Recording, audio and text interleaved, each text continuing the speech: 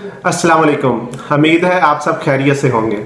बहुत से वालिदैन हमारे पास अपने बच्चों को लेकर आते हैं जिनकी कंप्लेन होती है कि बच्चे को लूज मोशन लगे हैं, बच्चे का पेट खराब है, बच्चा उल्टी कर देता है या जब दूध पिलाएं उल्टी कर देता है, बच्चे के पेट में दर्द है या बच्चे के पेट में गैस है। तो जब हम उनसे थोड़ी सी हिस्ट्री लेते हैं तो हमें पता चलता है कि वह बच्चे को गाय या भैंस का दूध पिला रहे हैं। इसी तरह कुछ वालिदैन की कंप्लेन होती है कि उनका बच्चा सही तरीके से खा पी नहीं रहा, आहिस्ता आहिस्ता कमज़ोर होता जा रहा है और वो पूछते हैं कि हम अपने बच्चे को क्या खिलाएं जिससे उनकी सेहत बेहतर हो। तो यह वीडियो उन सब वालिदैन के लिए है। 6 माह तक बच्चे को सिर्फ और सिर्फ माँ का दूध पिलाएं, वो सबसे बेहतरीन ग़िज़ा है। इस दौरान माँ की खुराक बेहतर करें। माँ को चाहिए कि वो मतवाज़न ग़िज़ा का इस्तेमाल करे जिसके अंदर दूध, दही, अंडे, गोश्त, सब्जियां, फल और ड्राई फ्रूट शामिल हों। अगर माँ की खुराक बेहतर होगी तो अल्टीमेटली बच्चे की खुराक भी बेहतर होगी और बच्चे की सेहत भी बेहतर होगी और इस सेहत के साथ साथ बच्चे का इम्यून सिस्टम भी बेहतर होगा। लिहाजा फार्मूला मिल्क या डब्बे का दूध माँ के दूध का नेमुल बदल नहीं है। आप बगैर किसी मजबूरी के या डॉक्टर की हदायत के बगैर आप अपने बच्चों को फार्मूला मिल्क या डब्बे का दूध बिल्कुल भी ना पिलाएं। इससे बच्चे का इम्यून सिस्टम वीक होता है और बच्चे की ग्रोथ पे भी बहुत फ़र्क पड़ता है। तो आप कोशिश करें जहाँ तक हो सके आप अपने बच्चे को माँ का दूध पिलाएं और माँ का दूध बच्चे को 2 साल तक लाजमी पिलाएं। इस दौरान बच्चे को सादा पानी, ग्लूकोज के कतरे, गुट्टी, अर्क, चोरका वगैरह बिल्कुल भी मत दें। ये आपके बच्चे की सेहत के लिए सही नहीं है। अगर आपके बच्चे को मैदे का कोई मसला है, हाजमे का मसला है, बच्चे के पेट में दर्द का मसला है या बच्चे को गैस का मसला है तो आपको चाहिए कि आप अपने करीबी किसी अच्छे डॉक्टर को चेक करवाएं और उसकी हदायत के मुताबिक आप किसी भी मेडिसिन का इस्तेमाल करें।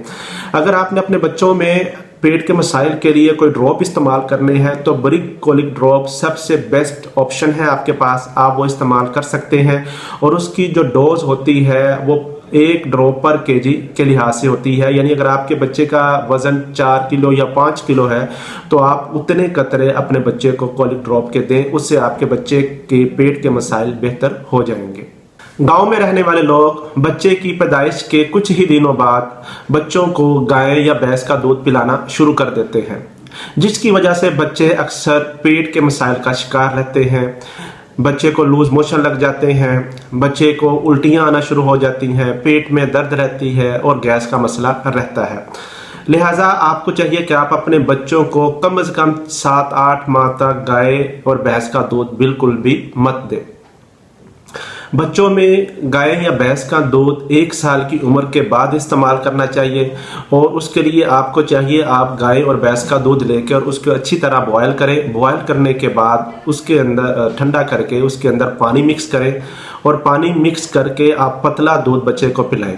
शुरू में थोड़ा सा दूध पिलाएं। अगर आपको लगे कि आपका बच्चा ये दूध हजम कर रहा है, बच्चे को कोई पेट का मसला नहीं बना, बच्चे को लूज मोशन नहीं आए तो आप वो दूध रूटीन से इस्तेमाल कर सकते हैं।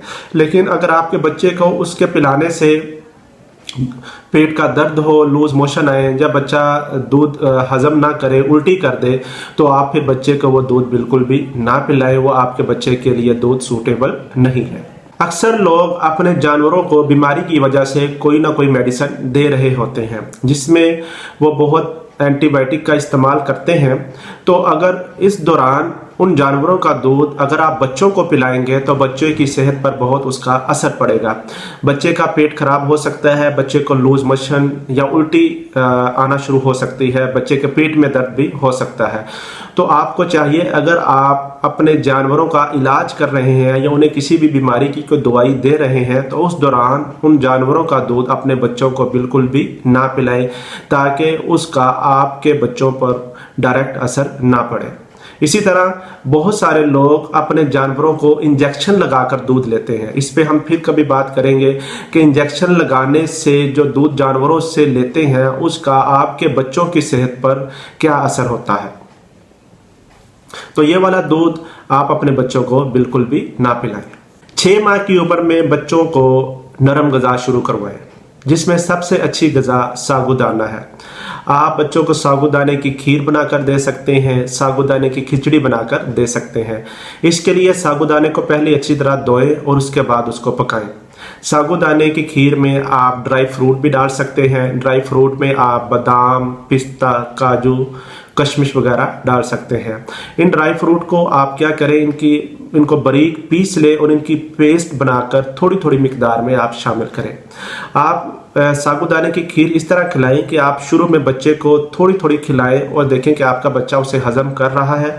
बच्चे को साबूदाने की खीर की वजह से या उसमें जो आपने ड्राई मेवाजात डाले हैं उनकी वजह से बच्चे के पेट पे या कोई इशू तो नहीं आ रहा, बच्चे को लूज मोशन या उल्टी तो नहीं कर रहा, बच्चे को रैशेस तो नहीं बने। अगर ये सारे मामलात हैं आपके बच्चे के साथ इसके खिलाने से, तो आप बच्चे को बिल्कुल भी ना खिलाएं।